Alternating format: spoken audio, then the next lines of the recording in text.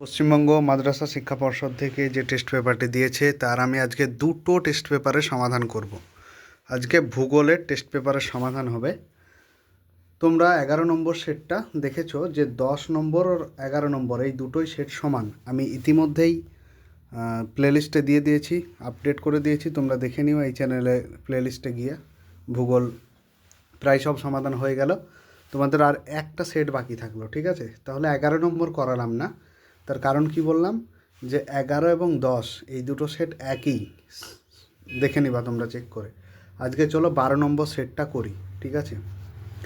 প্রথম প্রশ্ন দেখো, প্রথম প্রশ্ন হচ্ছে যে প্রক্রিয়ায় ভূমির উচ্চতা হ্রাস পায় তাকে কি বলে? অবরোহণ। মহাদেশীয় হিমবাহের বরফযুক্ত পর্বতশৃঙ্গকে কি বলা হয়? নুনাটক্স। 3 নম্বর, হেটেরোস্ফিয়ারের যে উচ্চতম শৃঙ্গ সেটি হলো তোমার পারমাণবিক অক্সিজেন স্তর। 4 নম্বর, বায়ুর আর্দ্রতা পরিমাপক যন্ত্রটি হলো হাইগ্রোমিটার। একটু তাড়াতাড়ি যাচ্ছি, তার কারণ হচ্ছে দুটো সেট করাবো একটা ভিডিওতেই, ঠিক আছে? তো দেখো, যারা চ্যানেলটিতে নতুন অবশ্যই সাবস্ক্রাইব করে পাশে থেকো। 5 নম্বর, উষ্ণ সমুদ্রস্রোত ও শীতল সমুদ্রস্রোত যে স্থানে মিলিত হয় তাকে কি বলা হয়? হিমপ্রাচীর বলে। কোনো স্থানের মুখ্য জ্বর ও গৌণ জ্বরের মধ্যে সময়ের পার্থক্য 12 ঘন্টা 26 মিনিট। ল্যান্ডফিল থেকে উৎপন্ন গ্যাসটি মিথেন। চলো পরবর্তী দেখি। 438 নম্বর পেজ, আগেরটা 437 ছিল, ঠিক আছে? তো ভারতের বৃহত্তম কেন্দ্রশাসিত অঞ্চল কোনটা? সেটা হচ্ছে লাদাখ। 9 নম্বর, দক্ষিণ ভারতের সর্বোচ্চ শৃঙ্গ কোনটি? দক্ষিণ ভারতের সর্বোচ্চ শৃঙ্গ আনাইমুদি।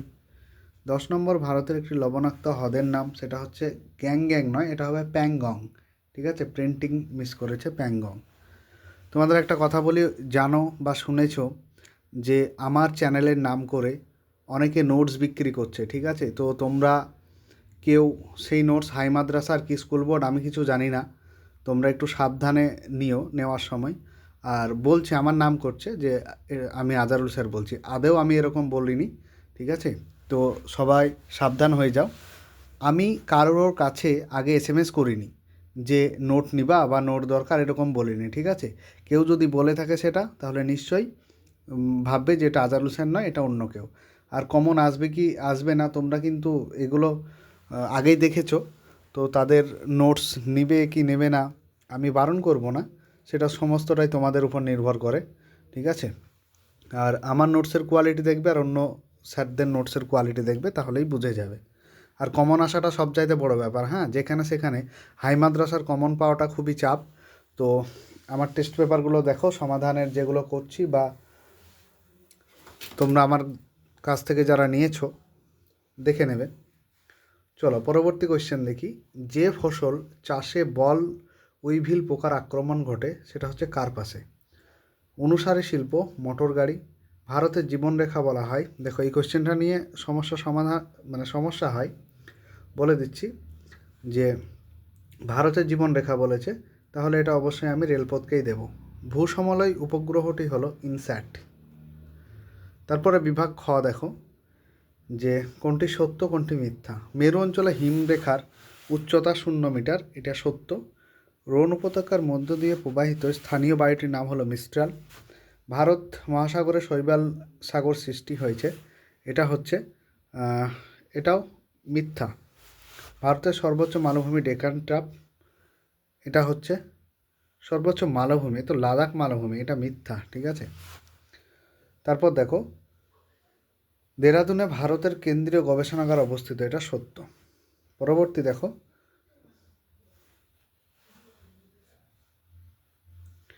তারপরে এটাও সত্য। পরবর্তী দেখো, যে উপযুক্ত শব্দ বসিয়ে শূন্যস্থান পূরণ করতে হবে। জলপ্রপাত ধাপে ধাপে নেমে এলে তাকে কি বলে? ক্যাসকেড বলে।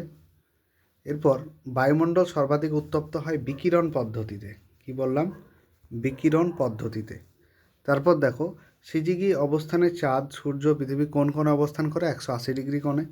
ব্যবহৃত ইঞ্জেকশন সিরিঞ্জ হলো একটি সংক্রামক বর্জ্য, বা তোমরা বলতে পারো জৈব সংক্রামকই, ঠিক আছে? চলো, ভারতের মূল ভূখণ্ডের দক্ষিণতম অংশ, এটা কন্যাকুমারী। ভারতের মহাকাশ গবেষণা সংস্থাটি, এটা বেঙ্গালুরুতে অবস্থিত। বেঙ্গালুরু। তোমরা সবাই ভিডিওগুলো শেয়ার করো যাতে সমস্ত মাদ্রাসা বোর্ডের স্টুডেন্টরা পেয়ে যায়, ঠিক আছে? চলো পরবর্তী দেখো, যে প্রস্তরময় মরুভূমি সেটা হচ্ছে হামাদা। এরপর মগ্নচড়া সেটা হচ্ছে প্ল্যাংটন।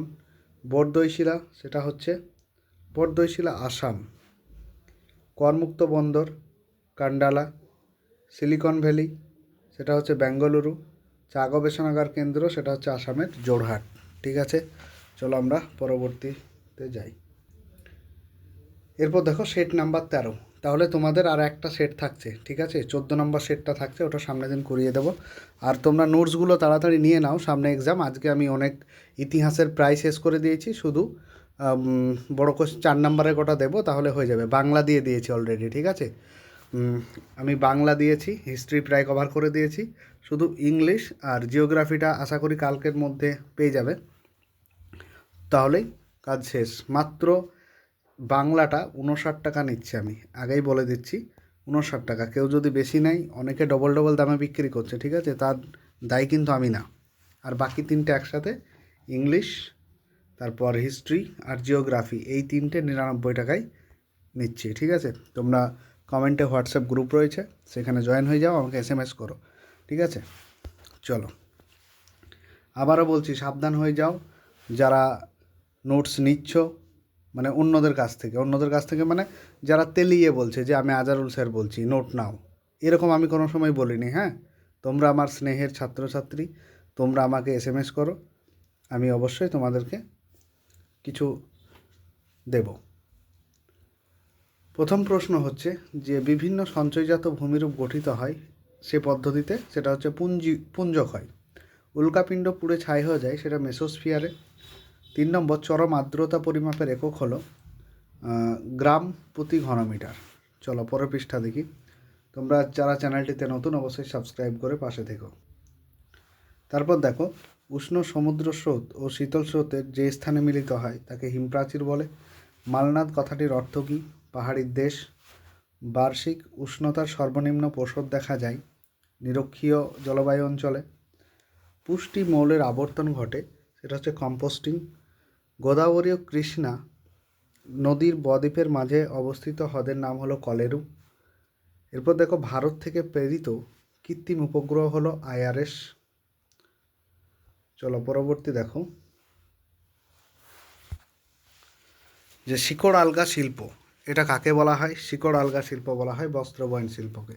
তারপর দেখো, ভারতে ও পাকিস্তানের সীমারেখাটি হলো, সেটা হচ্ছে র্যাডক্লিফ লাইন।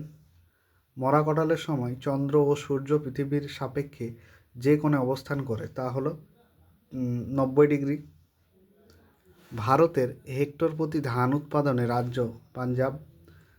ভারতের দীর্ঘতম জাতীয় সড়ক NH-44, ঠিক আছে? চলো পরবর্তী, সত্য এবং মিথ্যা দেখো। পর্যায়ন প্রক্রিয়ায় সৃষ্ট একটি ভূমিরূপ হলো বহির্বিধৌত সমভূমি, সত্য। বায়ুর সঞ্চয়কার্যের ফলে ভ্যান্টিফ্যাক্ট গঠিত হয়, মিথ্যা। উপগ্রহ চিত্রে লাল বর্ণের রেখার সাহায্যে সড়কপথ বোঝানো হয়, এটিও মিথ্যা।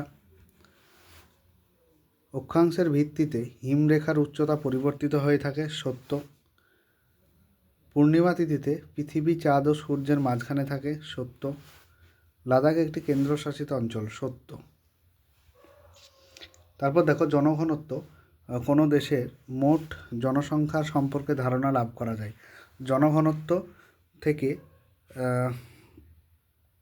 কোনো দেশের মোট জনসংখ্যা সম্পর্কে লাভ করা যায়, হ্যাঁ কিছুটা অবশ্যই করা যায়, সত্য বলা যেতে পারে। তারপর দেখো, হিমবাহ পৃষ্ঠে আড়াআড়ি ও সমান্তরাল ফাটলগুলিকে কী বলে? ক্রেভাস বলে, ক্রেভাস। 2 নম্বর, আকাশে মেঘাচ্ছন্নতার যে হিসাব সেটা প্রকাশ করা হয় অক্টার সাহায্যে, অক্টা। তারপর চিনি শিল্পের বজ্র পদার্থকে ছিবড়া বা বাগাস বলে, দেখো এখানে লিখেছি আমি যে ছিবড়া বা বাগাস বলে। ম্যাপল একটি পর্ণমোচী উদ্ভিদ। এরপর দেখো, থর মরুভূমিতে লবণাক্ত জলে পায়া হ্রদকে কী বলে? ধান্দ বলে। তারপর ভারতের সর্বাধিক জনঘনত্ব বিশিষ্ট রাজ্য হলো, সেটা হচ্ছে তোমার বিহার, ঠিক আছে? বিহার। পরবর্তী দেখো যে একটি বা দুটি শব্দে উত্তর দাও। বহির্বিধৌত সমভূমি হিমবাহ সৃষ্ট নদীর দ্বারা বিচ্ছিন্ন হলে তাকে মনারণক বলে। দক্ষিণ ভারতের দীর্ঘতম নদীর নাম কি? সেটা হচ্ছে গোদাবরী। সেটা হচ্ছে গোদাবরী। 3 নম্বর, ভারতের কোন পদ্ধতিতে সর্বাধিক জলসেচ করা হয়?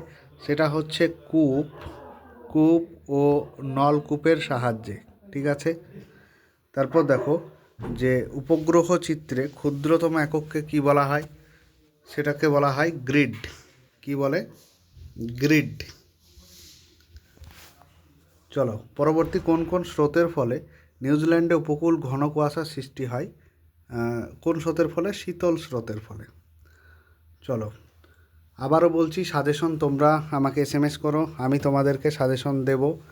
আর যে নিজে থেকে এসএমএস করছে সেটা জানবে যে আজারুল স্যার নয়। ঠিক আছে। সাজেশন আসার ব্যাপার আছে, এটা পরীক্ষার ব্যাপার আছে, জীবন মরণ বলতে মানে একটা র্যাঙ্কিংয়ের ব্যাপার রয়েছে। ঠিক আছে। তো তোমরা অবশ্যই আমার সাথে যোগাযোগ করো। কমেন্ট বক্সে হোয়াটসঅ্যাপ গ্রুপ রয়েছে। চলো, আর তোমাদের ইসলাম পরিচয়ের নোটটা আমি খুব শীঘ্রই তৈরি করছি। ঠিক আছে। তারপর দেখো প্লাস্টিক কোন ধরনের বর্জ্য? সেটা হচ্ছে জৈব অভঙ্গুর। ঠিক আছে, জৈব অভঙ্গুর। তারপর দেখো প্রথম আদমশুমারি 1872 সালে শুরু হয়। তারপর ভারতের বৃহত্তম পেট্রোরসায়ন শিল্পকেন্দ্রটি জামনগরে অবস্থিত। জামনগরে। ঠিক আছে। চলো তারপর দেখি বাম দিক আর ডান দিক। মগ্নচড়া সেটা হচ্ছে প্ল্যাঙ্কটন। কারেওয়া জম্মু কাশ্মীরের মাটি। তারপর ক্রান্তীয় ঘূর্ণপাত সেটা হচ্ছে টর্নেডো। দুন সেটা হচ্ছে হিমালয়। ঠিক আছে। তাহলে আজকের ভিডিওটি এই পর্যন্তই। খুব স্পিডে টানলাম ভিডিওটি। ঠিক আছে, তোমরা দেখতে থাকো আর সাবস্ক্রাইব করে পাশে থেকো।